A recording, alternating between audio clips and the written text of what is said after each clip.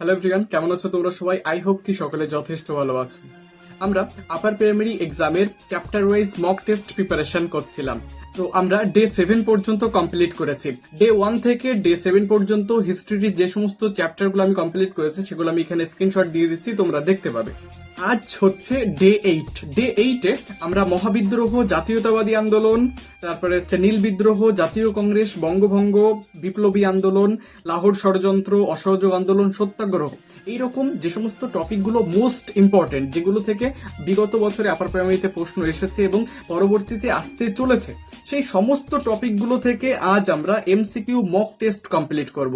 আরেকটা কথা ইম্পর্টেন্ট, আজ ডে 8 আমরা কমপ্লিট করব। এরপরে আরেকটা দিন যেটা ডে 9, সেখানে আমরা ওই গণপরিষদ, রাষ্ট্রপতি, প্রধানমন্ত্রী, এই সমস্ত বিষয়গুলো থেকেও প্রশ্ন আসছে, আমি দেখেছি। তো সেগুলো কমপ্লিট করব।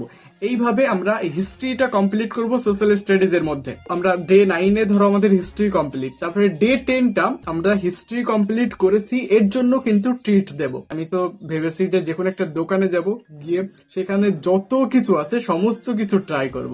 ইন্টারেস্টিং কিছু দেখা যাবে, সমস্ত কিছু ভিডিও করে জানিয়ে দেবো। ও আরেকটা কথা যেটা আমি মিস করছি, যে সমস্ত জিনিসগুলো আমি তৈরি করছি সমস্ত কিছু আমি আমার টেলিগ্রাম চ্যানেলে দিয়ে দেবো। তোমরা জয়েন হতে চাইলে এই নিচে নাম্বারে আমাকে আপার প্রাইমারি বলে টেলিগ্রামে মেসেজ করো। চলো, বাই, টাটা।